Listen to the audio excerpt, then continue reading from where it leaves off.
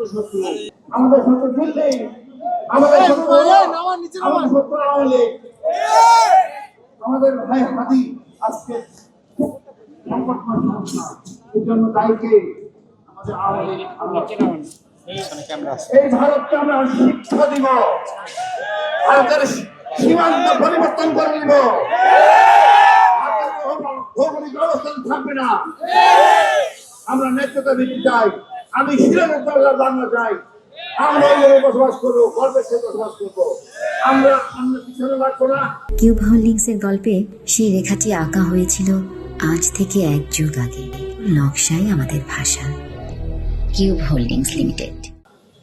কারো ক্ষতিও করবো না, সমমর্যাদায় বসবাস করবো, চোখে চোখ রেখে কথা বলবো। আমাদেরকে 54 বছর দেখাইছেন, আমরা সেটা ভয় পাই না।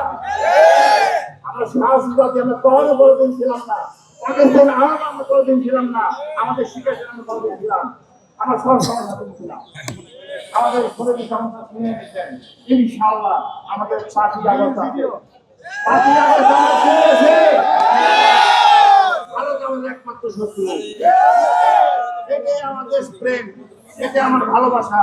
আমি আমার বাচ্চাকে শিখাবো, আপনারা শিখাবেন, মাদ্রাসার শিক্ষকরা শিখাবেন ছাত্রদের। ভারতই আমাদের একমাত্র শত্রু, আমৃত্য শত্রু। আমরা প্রতিশোধ নিব, প্রতিটা রক্তের বদলা ইনশাআল্লাহ।